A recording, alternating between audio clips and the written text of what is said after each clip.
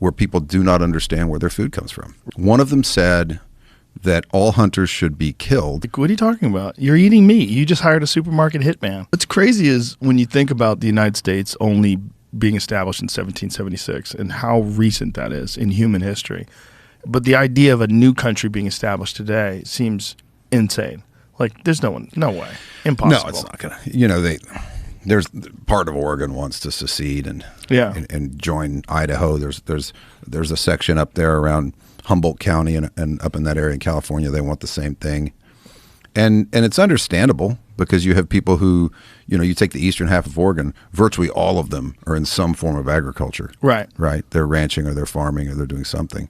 Same with that part of Northern California. You're doing timber. You're growing something, whether it's wheat or whether it's whatever. You're doing something agricultural. And then you come to these big urban centers and where people do not understand where their food comes from. Right. I read an article, this is when I lived in LA as an actor, and there was some uproar. Some cheerleader had gone hunting and killed a deer or something. And the picture made it in the paper or somehow, made it somewhere. And there was this massive, people went nuts. And I'm flipping through the paper and I'm reading the letters to the editor. That's kind of up there in the front. And they were all about this girl. And there's a picture of her. And one of them said that all hunters should be killed.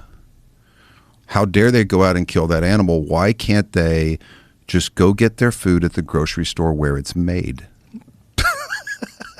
No, someone got mad enough to write that letter and wrote it and reread it and sent it. And then it was printed, not from a sense of irony from the paper, I doubt. And I remember thinking, God, people don't even know where it comes from. They have no idea what it takes to put food on a table. Any kind of food. No. I don't care if you're vegan or not. Right. They have it's no all idea. been given to you, and all you have to do is work and then spend your money. Yeah. Yeah. Yeah. Yeah, I've had conversations with people while they're eating meat saying I could never hunt.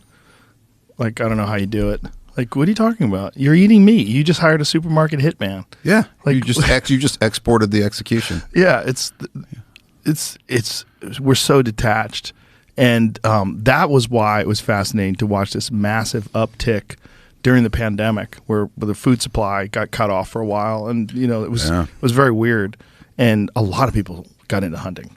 A lot of people got interested in it. And there was a big uptick. Or started to want to take some responsibility, some kind of control measure. Grow food. Whether they get chickens in their backyard, whether they come to a ranch, and there's plenty of places where you can buy it direct to consumer. When that hit me, I've got 3 steers and 2 deer in the freezer. I've got 60 chickens. I've got a greenhouse. I didn't miss a beat.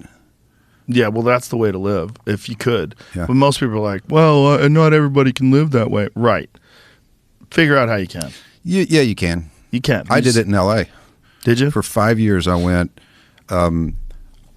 everything I ate was wild caught, or it was grown I bought it from the farm, if it was a vegetable or fruit. And in L.A., it really wasn't that hard to do.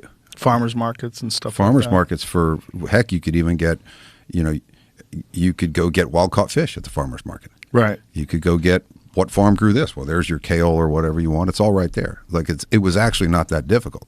And I'd come back to Texas and hunt for a weekend. And that was my, go shoot 3 deer. And that's a year's worth of food. Right. Three animals for a year. Yeah.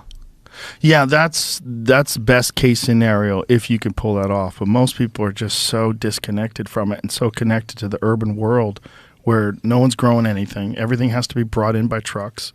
And I was reading this story. It's a book called Dissolving Illusions, and it's all about the introduction of vaccines, and it's about the pandemic diseases of the early 20th century.